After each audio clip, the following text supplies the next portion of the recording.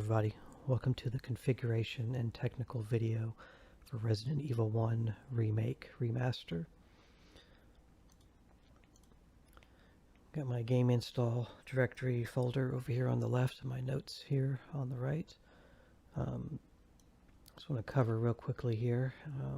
You're not going to have all these files in here. You should only have those 3 files in your directory. Native PC is where all the game files are.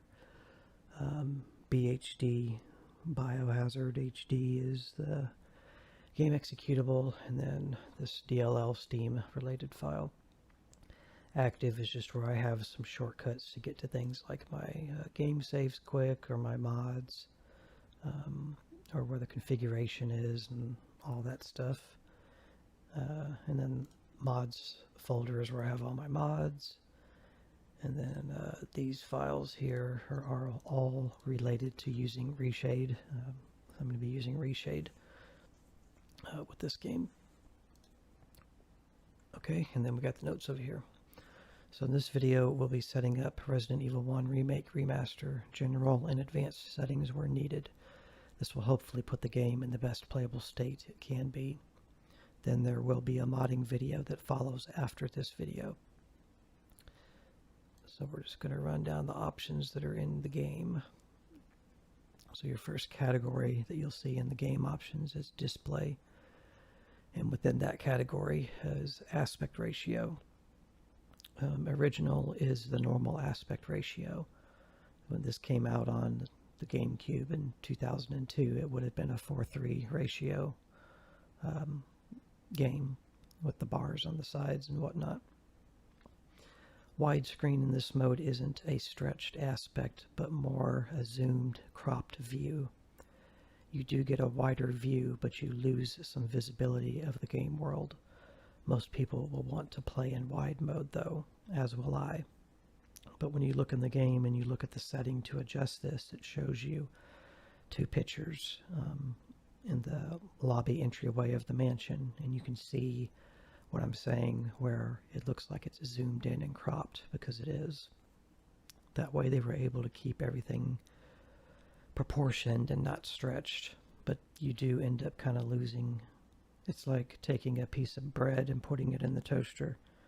You take it out and then you cut the crust all the way from it off the edges. That's basically what you do when you put this game in wide mode. You're losing that border. So in the next category, you'll have controls. This is where you pick your controller and your keybinds and all that. I recommend using a gamepad for this game. I'll be using my Xbox controller. It's a fine controller, but the D-pad is really clicky and loud. It's just the way it's designed. But I imagine the microphone is going to audibly pick it up when I play, so I apologize for the noises you may hear in relation to that. And I also prefer the type B profile in the game. I don't think B is the default. I want to say A is the default. Okay, don't forget about the quick 180-degree turn that you can do when you press the right stick in any direction, or you press the directional D-pad down and X. Your character will do like a spin around, and I highly recommend that you get used to using that, because it's really quick. You can turn around real quick and then just immediately start running the opposite way. It's a good way to get away from things in a pinch. As far as the control types you have access to in this game, you have the alternate controls. It's like the full 3D movement control scheme. And then you have the original, which is called the tank controls, with the alternate being a new addition to this game, that they added that in there. I will try to break this down and describe in more detail this game along with the original 3 Resident Evil games on PlayStation 1. They use what is called pre-rendered backgrounds and fixed camera angles. The backgrounds and the camera go hand in hand. and were necessary to get the graphical fidelity back then, given that they couldn't implement a full 3D environment like, say, Resident Evil 4 or Resident Evil 7 has. Tank controls are needed and were a necessary thing due to the way the camera works for screen transitions. And in actual gameplay, it is best to use both schemes depending on the situation. If you pick the alternate controls, you will have the 3D movement controls on your left stick. You will also have the tank controls on your directional pad. Whereas if you have it in normal mode, you're just going to have tank controls on the stick and your D-pad. Alternate is good for zombie dodging and quick character movement in a pinch. Tank controls is good for screen transitions. I will demonstrate the control differences in game as it is easier to show visually, so keep watching until the end. The next setting is vibration. Just leave it on unless you really hate it, and then turn it off. Defense items. These items include daggers, stun gun, and flash grenades. Pick whether you want them to be automatically or manually used. I generally just leave these on auto. You may decide to have them on manual though. With them on manual, you'll have to press another keybind, which I think is the attack key, to use them. But there's an advantage to not using them automatically. The fact that you can control it, control your use of those items, considering that they are limited items in the game. And you know, whenever you use one of them, you lose it. So the next category in control configurations is brightness. You can adjust via the TV or monitor, I should say, depending on what you are using. Use your monitor or TV to adjust these settings, and I didn't do this as my TV is already calibrated. I've done that myself. So I did adjustments through the next option, adjust via the game. I'm using the game to default. The 50% is the default brightness. I was going to say it correctly. I'm using the game to adjust. 50% is the default brightness. I'm going to increase this. I put to %. So it won't be so dark for YouTube. I'm going to bump it up more than 50. I'm just not sure how high I'm going to go with it yet. I may go to 70 or 75%. Because in my case, I do, I'll show you here real quick where the setting is. So here's my NVIDIA settings. I'm going to go to the control panel.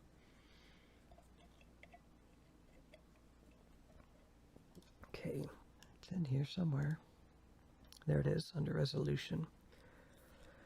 So I have my stuff set to 1920 by 1080, 60 hertz, 60 FPS. That's what I'm going for. But down here under, we're in change resolution, apply the following settings. I changed this output dynamic range from limited to full. Full makes blackers blacker and whiters whiter. So it gives you better whites and better darks, but it does make everything darker. So in any game that I play, a lot of times the 50% point on the brightness setting in the game is fine, and I don't need to change it. But a lot of times I do need to bump it up just a bit, and regardless, I'm still going to bump it up another 5% in editing this series when I play through it. But I've already determined that with the way I have my stuff calibrated and everything, that 50% brightness, like the game has it by default, is not going to be bright enough. It makes certain areas too dark and shadows, too prominent. So I just haven't decided yet, and it will vary for you anyway. So I just have a question mark. And the next section is audio. Here's background music, sound effects. Just leave them at 100% unless you you think the music's too loud, then in a lot of cases I'll max everything out in games but put the music on like 50%, even when I just play alone. But I'm gonna try to leave everything maxed out for the most part, since I'm doing these for YouTube videos. Your next section is going to be language. Just pick the language you want to use. Subtitles on and off. I generally always use subtitles when I play games, just because a lot of times, you know, you get some weird creepy monster talking to you or something and you can't understand what he's saying, so subtitles are good. And I'm going to be using them anyway for YouTube. Then the next section is video settings. This is where you pick your resolution you want to go for. You have the option for full screen or windowed mode. I always recommend full screen for best performance, best frame rate, stuff like that. But if you're somebody that alt tabs a lot, or you know, you want to get to the desktop of your PC real quick to do something and go back in, if you run games in full screen and do a lot of that, you're liable to have a lot of game crashes. And so just letting you know that. But full screen is usually the preferred option when you have an option. Vertical synchronization on is recommended to prevent screen tearing and to keep your graphics card, your GPU, from pushing more frame rate, FPS, than you need. And here I'm matching my refresh rate of my monitor, which is 60 Hertz, to my frame rate, which would be 60. And anti-aliasing, the game uses FXAA, which is not the greatest anti-aliasing method. It does help in the graphics, but also tends to make text in games look blurrier. So you kind of have to give up that clarity and text readability sometimes for less aliasing. So I recommend setting it to FXAA level 3 high quality. Otherwise, use reshade to inject something better like SMAA, which I'm going to be using, as already discussed, and I'm going to be adjusting the colors slightly in the game to make them look more natural, less washed out, as well as using SMAA. I'm probably going to go ahead and use this regardless of what I've just said. I'll just deal with it, but then I can use two anti-aliasing methods together, basically. It's not really the best way to go about it, but it's not really going to hurt anything either.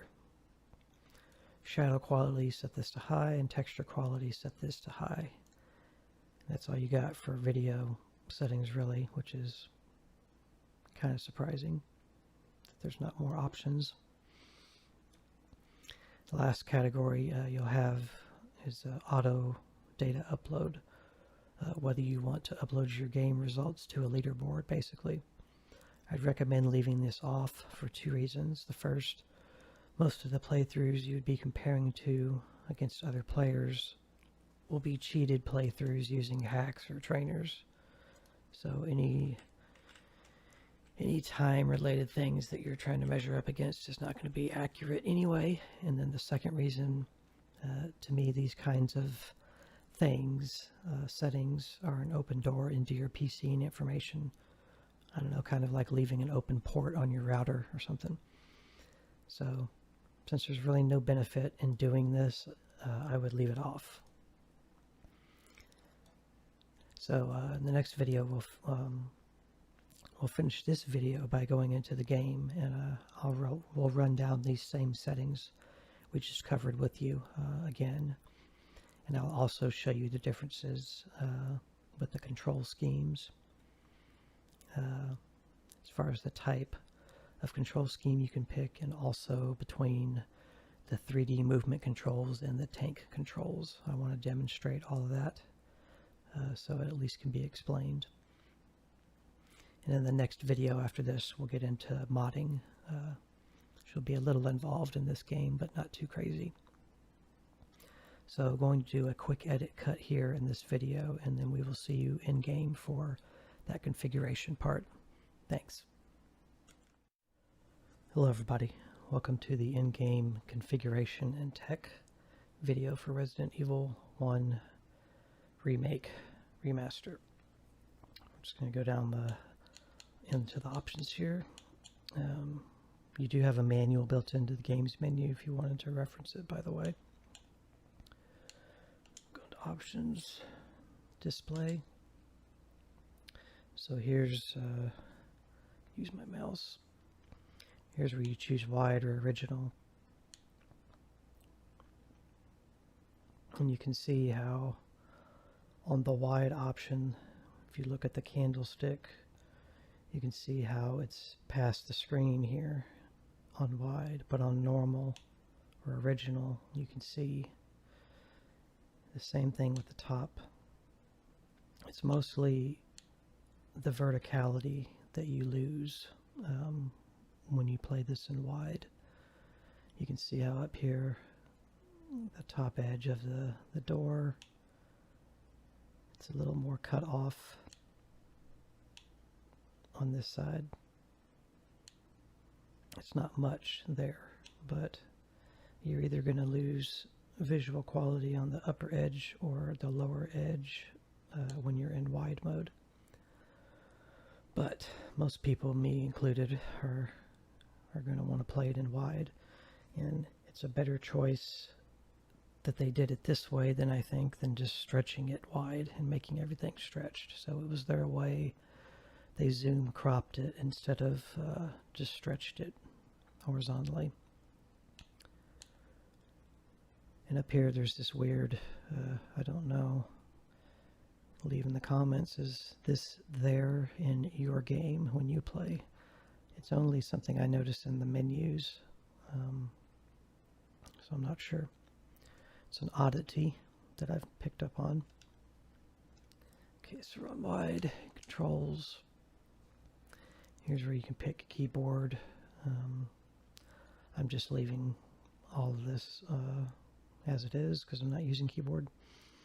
And then controller, you have A type, B type, C type, D type, and E type.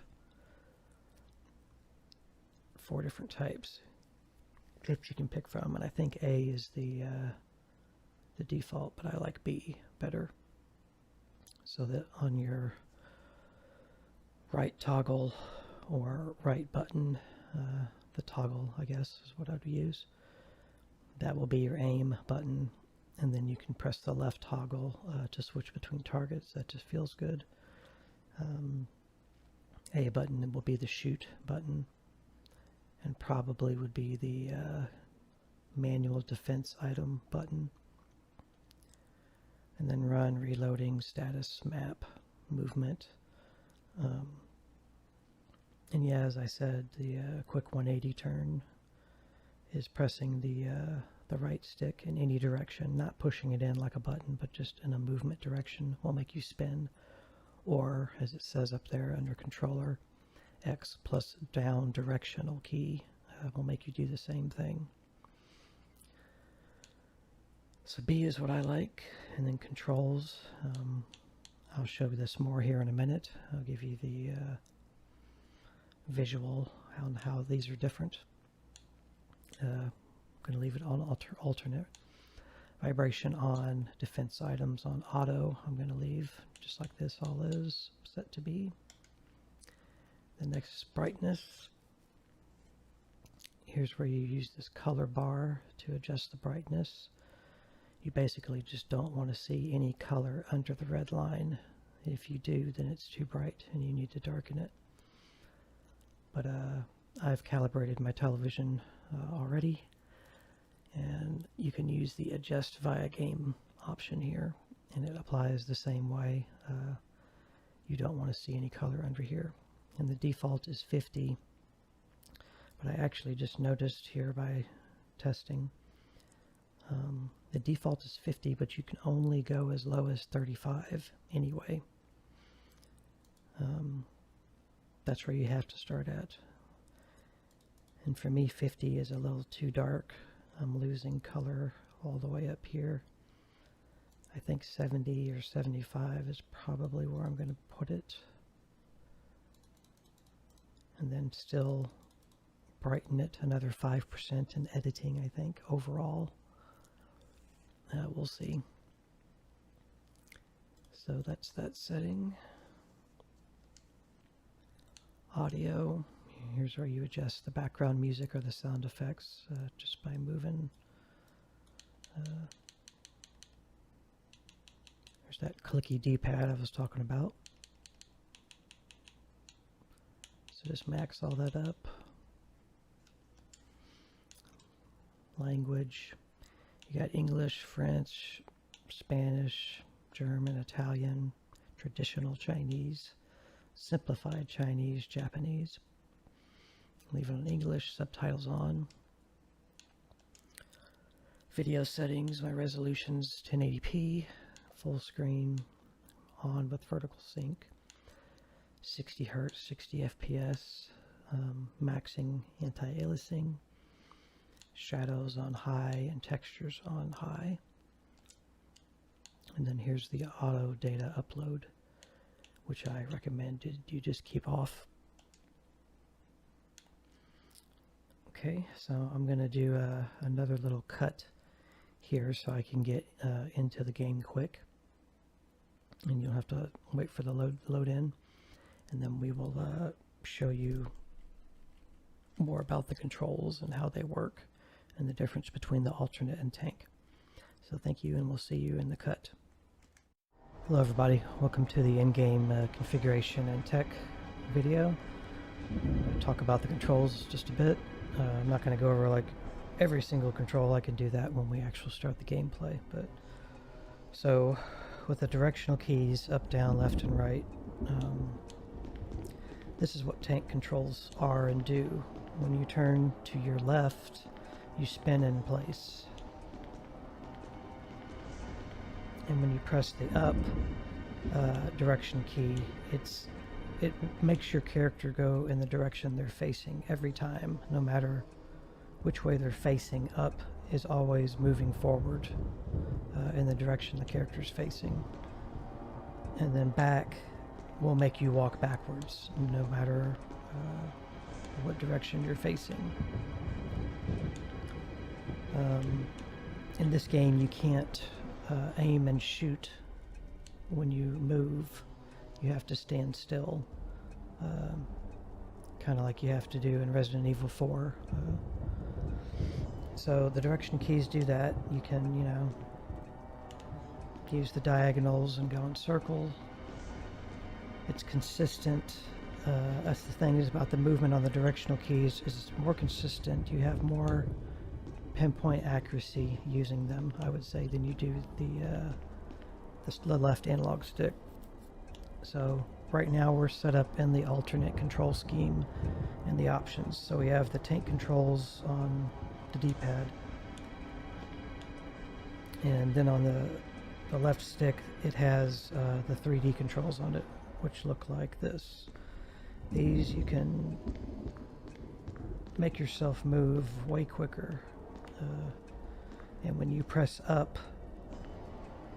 your character is going to face the other direction and go that way. If you press down, you're going to go forward. Just like when you press down, well, no, when you press down on the analog stick, you walk forward, but when you press down on the D-pad, you walk backwards.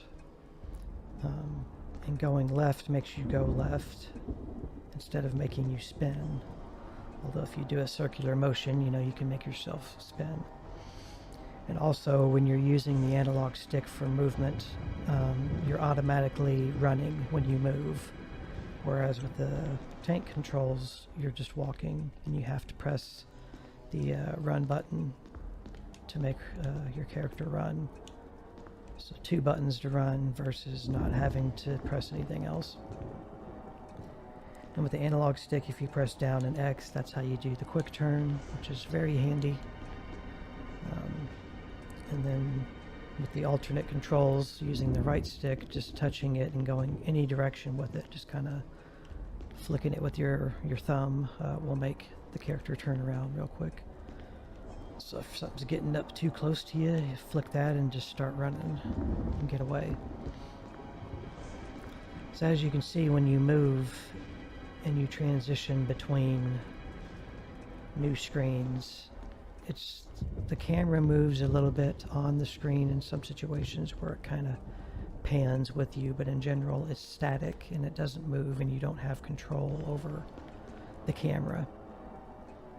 So what is weird is if you use, it's not going to happen in the case of this room, but in some rooms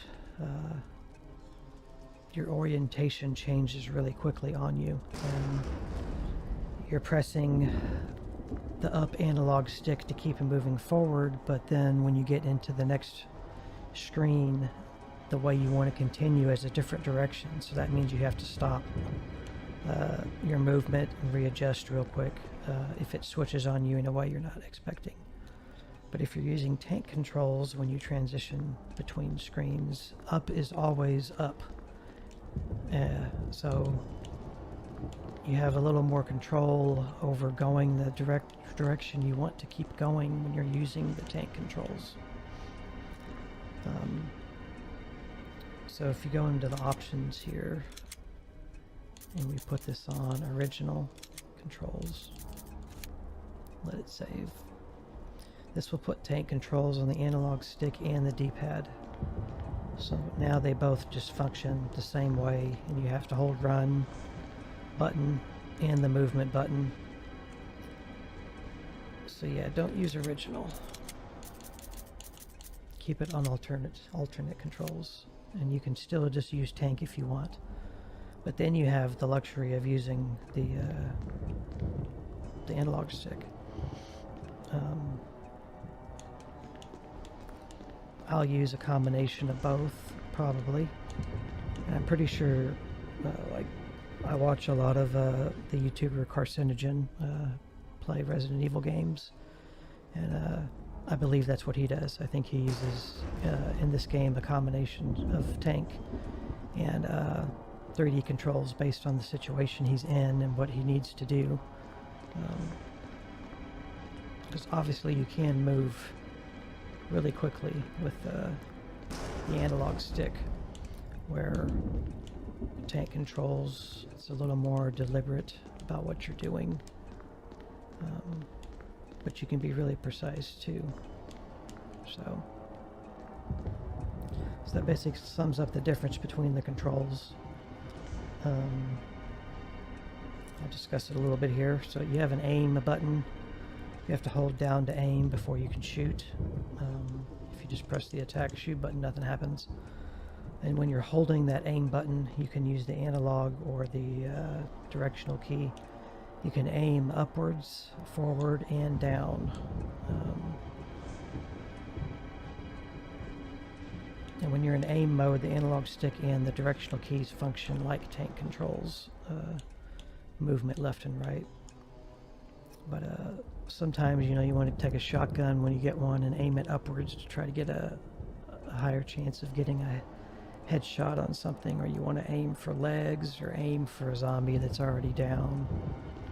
Don't forget that you can adjust the height of your movement, or the height of your aiming. And then your, what do they call it again? Changing aiming target, left toggle or left button. When you're like in a position like this and you hear a zombie in front of you somewhere making noise and obviously coming at you, but you can't see it, a good trick is to aim and face like the other direction, and then keep pressing the target button, because when the enemies are close enough, you'll lock on and she'll adjust her position. So you might think it's coming from over there, but if he's actually in front of you and you press the toggle target button, she'll quickly face this way, and then you can tell the orientation of a zombie off screen. So it's a very helpful trick in this game to do that. And I did adjust my brightness. Let's See, I have it set at 70%, plus I'm going to bump it another 5, but I was basing it on, put it at 50. This is extremely dark. You can't even see the floor tiles, you know, at least I can't. But bumping that up to 70 for me looks pretty good, and it's going to get a tad brighter when I edit, but at least here you can see the floor, and you're going to be seeing this with 5% more brightness. And then I think I also decided I'm probably going to keep the background music at 50% so it doesn't overpower my voice, because this is pretty loud. So that's about where I'm going to keep that. And I don't think there is anything else I needed to cover.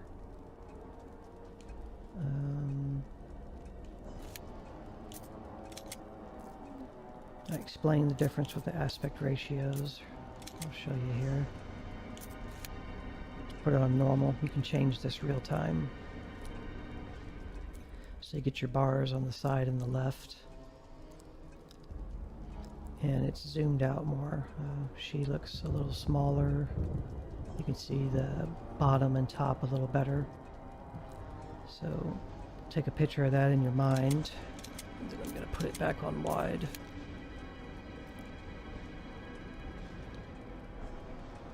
You can see how it cut off the bottom a little bit and everything. So yeah, it's a zoomed in or a cropped zoomed in view. Okay guys, so that will conclude the configuration and technical video. I appreciate you watching this. The next video I'm going to do is the modding video. Same setup with, I'm actually going to have 2 folders on the left, the install directory and the modding directory. Yeah, and I'll have my notes on the right, and we'll go through the mods and ones I think that you would like to use. So thank you for watching this, and we'll see you in the next video. Bye.